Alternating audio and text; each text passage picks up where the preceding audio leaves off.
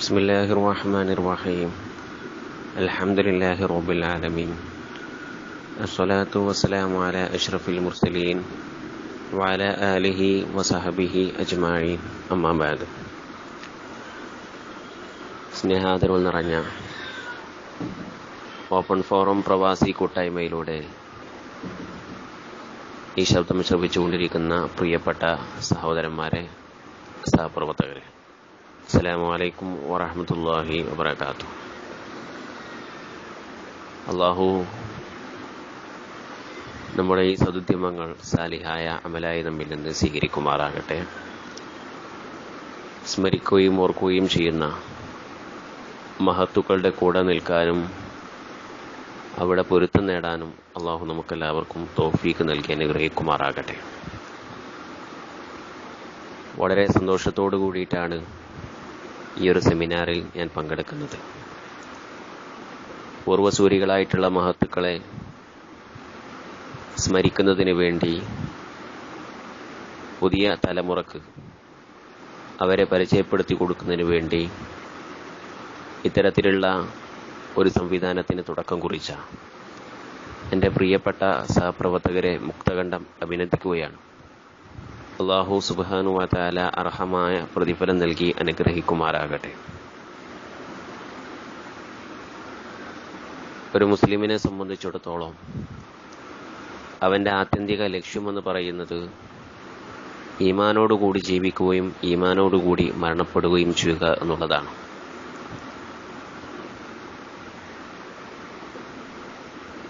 ആ ആത്യന്തിക ലക്ഷ്യം നേടിയെടുക്കുന്നതിന് വേണ്ടിയിട്ടാണ് ഒരു മുസ്ലിം ചൊവ്വായ മാർഗം അവലംബിക്കണം എന്ന് പറയുന്നത്. 5 വക്ത നമസ്കാരങ്ങളിലും പടച്ച തമ്പുരാനോട് നമ്മൾ ദുആ ചെയ്യാറുള്ളത് ഇഹ്ദിന സിറാത്തുൽ മുസ്തഖീം എന്നാണ്. ഫാത്തിഹയിലാകെയുള്ള ഒരു ദുആ എന്ന് പറയുന്നത് അത് മാത്രമാണ്. ഇഹ്ദിന സിറാത്തുൽ മുസ്തഖീം സിറാത്തുൽ ലദീന അൻഅംത അലൈഹിം ഗൈറിൽ മഗ്ദൂബി അലൈഹിം വലദ്ദാല്ലീൻ.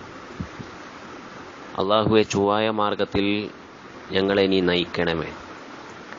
ആ ചൊവ്വായ മാർഗം ഏതാണ് എന്ന് വിശുദ്ധ ഖുർആൻ പറയുന്നു.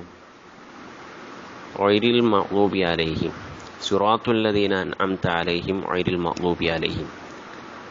അല്ലാഹുവിൻ്റെ അനുഗ്രഹങ്ങൾ ലഭിച്ച, അവൻ്റെ ഇഷ്ടം സമ്പാദിച്ച ആളുകൾ, അവൻ്റെ കോപത്തിന് വിധേയരായിട്ടില്ലാത്ത ആളുകൾ അവരാരാണ് എന്ന് വിശുദ്ധ ഖുർആൻ മറ്റൊരിടത്ത് പരിചയപ്പെടുത്തുന്നത് സിറാത്തുൽ ലദീന അൻഅംത അലൈഹിം മിനൻ നബിയ്യീന വസ്ദിഖീന വശുഹദാഇ വസ്വാലിഹീൻ എന്നാണ്.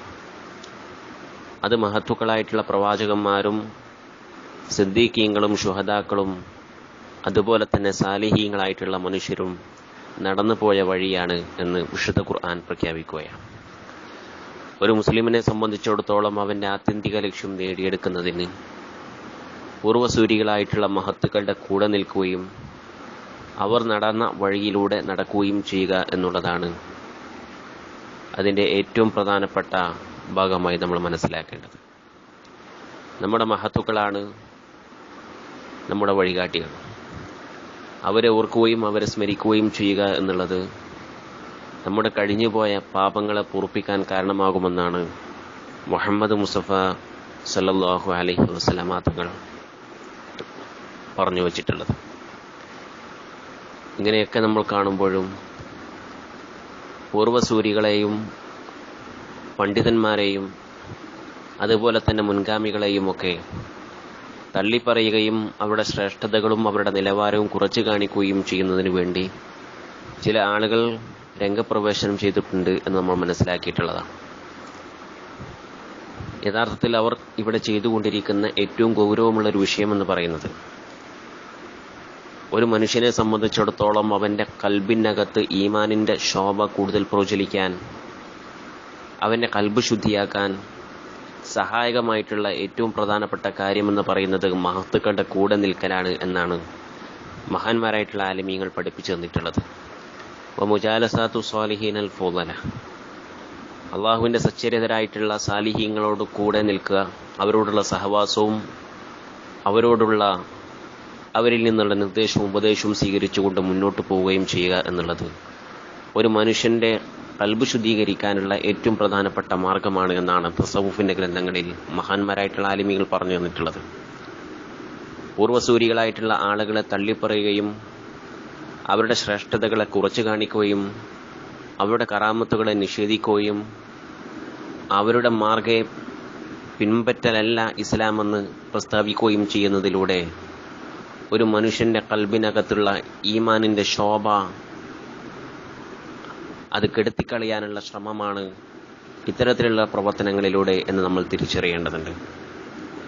നമ്മുടെ ആത്യന്തിക ലക്ഷ്യമായിട്ടുള്ള ഈമാനോടുകൂടി ജീവിക്കുകയും മരണപ്പെടുകയും ചെയ്യുക എന്നുള്ളത് അത് നേടിയെടുക്കാൻ ഏറ്റവും അനുയോജ്യമായിട്ടുള്ള മാർഗമെന്ന് പറയുന്നത് പൂർവ്വസൂരികളായിട്ടുള്ള മഹത്തുക്കളെ പിൻപറ്റുകയും അവരുടെ കൂടെ നിൽക്കുകയും ചെയ്യുക എന്നുള്ളതാണ്. അള്ളാഹു നമുക്കതിന് തൗഫീഖ് നൽകി അനുഗ്രഹിക്കുമാറാകട്ടെ. അതാണ് ദീനുൽ ഇസ്ലാമിന്റെ പാരമ്പര്യം എന്ന് പറയുന്നത്. പാരമ്പര്യമായി നമുക്ക് കൈമാറി വന്ന ഈ മനോഹരമായ ആശയം വളരെ കൃത്യമായി കേരളക്കരയിൽ സമസ്ത കേരള ജംഇയ്യത്തുൽ ഉലമ ആ ഒരു മാർഗം സമുദായത്തിന് കാണിച്ചു കൊടുക്കുകയാണ്. സമസ്തയുടെ പാരമ്പര്യവും സമസ്തയുടെ പ്രവർത്തനവും സമസ്തയുടെ പ്രഖ്യാപിത നയവും അതാണ്. പൂർവ്വസൂരികളായിട്ടുള്ള മഹത്തുക്കളെ പിൻപറ്റിക്കൊണ്ട് ജീവിക്കുക എന്നുള്ളത്. ആ രീതിയിൽ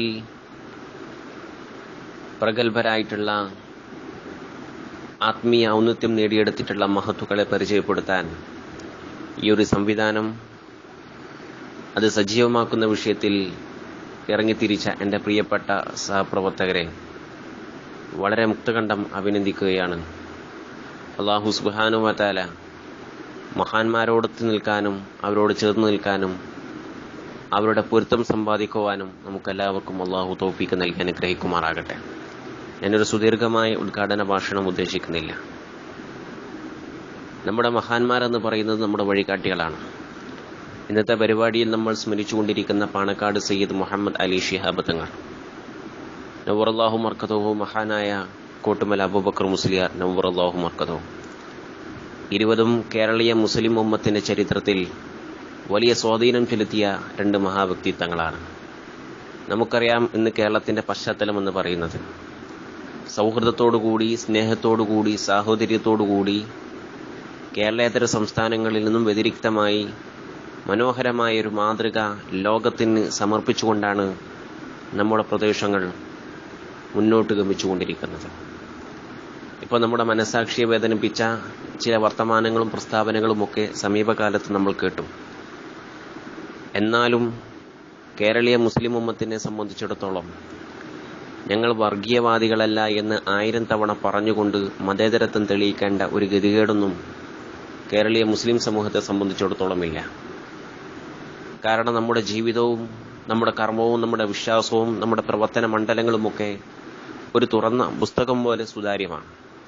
എല്ലാവർക്കും കാണാനും അറിയാനും മനസ്സിലാക്കാനും പറ്റാവുന്ന രീതിയിൽ ആ മനോഹരമായ ആശയങ്ങളെ നമ്മുടെ പൂർവ്വസൂരികളായിട്ടുള്ള മഹത്തുക്കൾ ജീവിതത്തിലൂടെ കാണിച്ചു കൊടുത്തിട്ടുണ്ട്. എന്താണ് കേരളത്തിന്റെ പാരമ്പര്യം എന്ന് പറയുന്നത്? ഇന്ന് ചില ആളുകൾ വർഗീയത എന്ന് മുസ്ലിം സമൂഹവുമായി ബന്ധപ്പെടുത്തിക്കൊണ്ട് പറയാറുണ്ട്. സത്യത്തിൽ വർഗീയത എന്ന് പറയുന്ന പദത്തിന്റെ നിർവചനം പോലും എന്താണ് എന്ന് ചോദിക്കേണ്ട ഒരു അവസ്ഥാവിശേഷത്തിലേക്ക് കാര്യങ്ങൾ എത്തിച്ചേർന്നിട്ടുണ്ട്. എന്താ നമ്മുടെ പാരമ്പര്യം എന്ന് പറയുന്നത്? ബാബരി മസ്ജിദ് തകർക്കപ്പെട്ടപ്പോഴും ഉത്തരേന്ത്യയുടെ മണ്ണിൽ ചില സംഘർഷങ്ങൾ ഉണ്ടായപ്പോഴും കേരളത്തിൽ ഒരു തരത്തിലുള്ള സംഘർഷങ്ങളും ഉണ്ടാവാൻ പാടില്ല എന്ന് കർശനമായ നിലപാട് സ്വീകരിച്ച് കേരളത്തിലെ സമാധാന അന്തരീക്ഷത്തിന് ഒരു കോട്ടവും പാടില്ല, ഒരു കോട്ടം തട്ടാനും പാടില്ല എന്ന് കൃത്യമായ നിലപാട് സ്വീകരിച്ച് പ്രത്യേകിച്ച് മുസ്ലിം സഹോദരന്മാർക്ക് അവരുടെ ശരീരത്തിൽ ഒരു പോറലേൽപ്പിക്കാൻ ഒരു സാഹചര്യവും ഇടയാക്കരുത് എന്ന് നിർബന്ധ ബുദ്ധിയോടുകൂടി മനോഹരമായ നിലപാട് സ്വീകരിച്ച ഒരു പാരമ്പര്യമാണ് കേരളത്തിനുള്ളത്.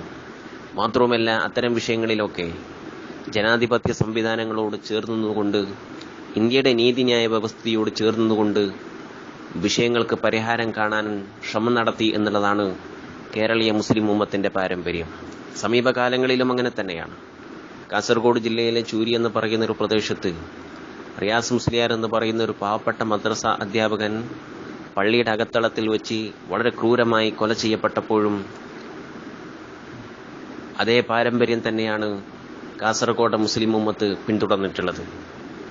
ആ വിഷയത്തെ പഠിക്കുന്ന ഏതൊരാൾക്കും, തലച്ചോറുള്ള ഏതൊരാൾക്കും ബോധ്യപ്പെടുന്നൊരു സംഗതി എന്ന് പറയുന്നത്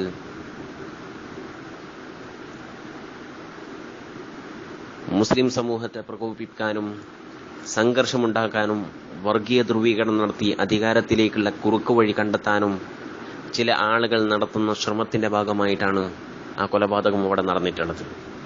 എന്നാൽ അവിടെ ഒരു സംഘർഷവും ഉണ്ടാവാൻ പാടില്ല. മാത്രവുമല്ല, ആ പ്രദേശത്തെ സൗഹൃദങ്ങൾക്ക്, മതമൈത്രിക്ക് യാതൊരു കോട്ടവും തട്ടാൻ പാടില്ല എന്ന നിർബന്ധ ബുദ്ധിയോടുകൂടി സമാധാനപരമായി സംയമനത്തോടുകൂടി ആ വിഷയത്തെ നോക്കിക്കാണാൻ നമ്മുടെ മഹത്തുക്കളായിട്ടുള്ള ആലിമീങ്ങൾ നമുക്ക് കാണിച്ചു തന്നു. മലപ്പുറം ജില്ലയിലെ ചമ്മാടിനടുത്ത കൊടിഞ്ഞിയിൽ ഫൈസൽ എന്ന് പറയുന്ന ചെറുപ്പക്കാരൻ ഇസ്ലാമിക്കിലേക്ക് കടന്നു വന്നതിന്റെ പേരിൽ വളരെ ക്രൂരമായി കൊല ചെയ്യപ്പെട്ടപ്പോഴും ഈ ഒരു പാരമ്പര്യം തന്നെയാണ് നമ്മൾ സ്വീകരിച്ചിട്ടുള്ളത്. ഇന്ത്യയുടെ ജനാധിപത്യ സംവിധാനങ്ങളോട്, നീതിന്യായ വ്യവസ്ഥിതിയോട് ചേർന്ന് നിന്നുകൊണ്ട് അതിനൊരു പരിഹാരം കാണാൻ ശ്രമിച്ചതാണ് വർഗീയത എന്ന് പറയുന്നതെങ്കിൽ അത്തരത്തിലുള്ള വിരോധാഭാസ പ്രസ്താവനകൾക്കും പരാമർശങ്ങൾക്കും പ്രബുദ്ധരായിട്ടുള്ള കേരളത്തിലെ ബഹുസ്വര സമൂഹം കൃത്യമായ മറുപടി നൽകും എന്ന് തന്നെയാണ് ഞങ്ങൾക്ക് പറയാനുള്ളത്. ഞാൻ പറഞ്ഞു വന്നിട്ടുള്ളത്, കേരളത്തിലെ സമാധാന അന്തരീക്ഷം കാത്തുസൂക്ഷിക്കുകയും സംഘർഷം ഒരു തരത്തിലും ഉണ്ടാക്കാതെ സൗഹൃദത്തോടുകൂടി മതമൈത്രിയോടുകൂടി ജീവിക്കാനുള്ള ഒരു സാഹചര്യം ഒരുക്കുന്ന വിഷയത്തിൽ നമ്മുടെ മുൻഗാമികളായിട്ടുള്ള മഹത്തുക്കൾ വലിയ കണിശത കാണിച്ചിട്ടുണ്ട്. കാരണം അവർ ഹൃദയത്തോട് ചേർത്ത് വെച്ചിട്ടത് യഥാർത്ഥ ഇസ്ലാമിനെയാണ്.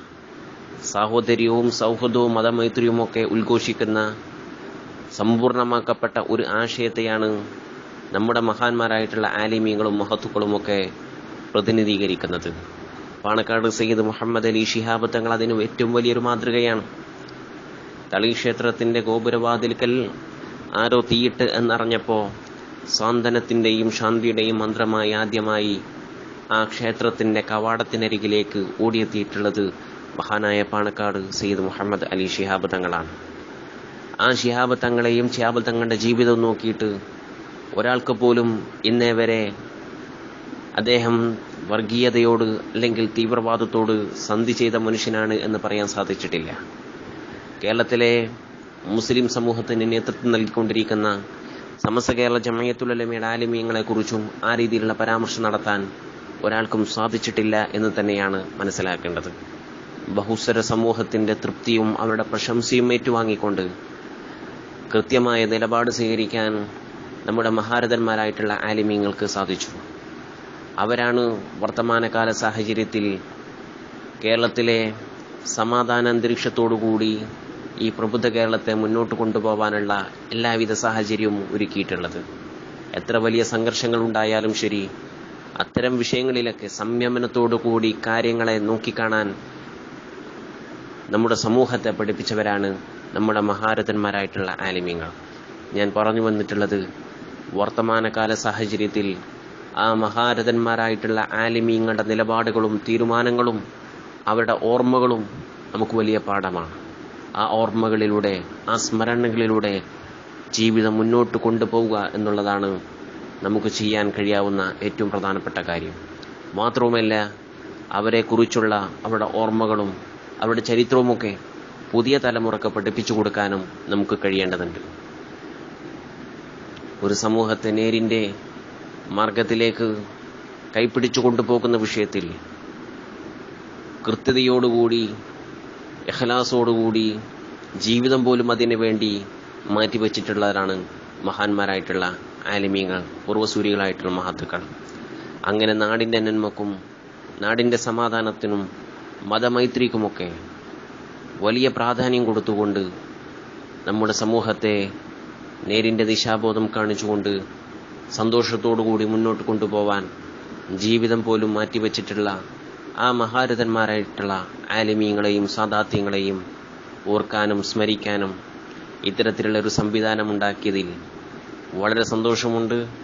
എൻ്റെ പ്രിയപ്പെട്ട സഹപ്രവർത്തകരെ വീണ്ടും അഭിനന്ദിക്കുകയാണ്. അല്ലാഹു സുബ്ഹാനഹു വ തആല നല്ലത് പറയാനും നല്ലത് കേൾക്കാനും നല്ലതിൻ്റെ കൂടെ നിൽക്കാനും അതിനോട് ചേർന്ന് നിൽക്കാനും അതിനുവേണ്ടി പ്രവർത്തിക്കാനും നമുക്കെല്ലാവർക്കും തൗഫീക്ക് നൽകി അനുഗ്രഹിക്കുമാറാകട്ടെ.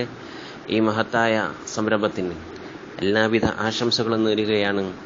അല്ലാഹു സുബ്ഹാനഹു വ തആല മരണം വരെ ഈ മഹത്തായ ആദർശത്തെയും ആ മഹാന്മാരായിട്ടുള്ള ആലിമീങ്ങളെയും അവരുടെ നിലപാടുകളെയും ഹൃദയത്തോട് ചേർത്ത് വെച്ചുകൊണ്ട് ജീവിക്കാൻ നമുക്കെല്ലാവർക്കും തൗഫീക്ക് നൽകി അനുഗ്രഹിക്കുമാറാകട്ടെ. ഇതിനു വേണ്ട പ്രചരണ പ്രവർത്തനങ്ങൾ നടത്തിയിട്ടുള്ള, സഹായ സഹകരണങ്ങൾ നടത്തിയിട്ടുള്ള എൻ്റെ പ്രിയപ്പെട്ട പ്രവാസികളായിട്ടുള്ള സുഹൃത്തുക്കൾ, അള്ളാഹു അവരുടെ ജോലികളിൽ അവരുടെ ഏർപ്പാടുകളിൽ ഖൈറും ബർക്കത്തും നൽകി അനുഗ്രഹിക്കുമാറാകട്ടെ.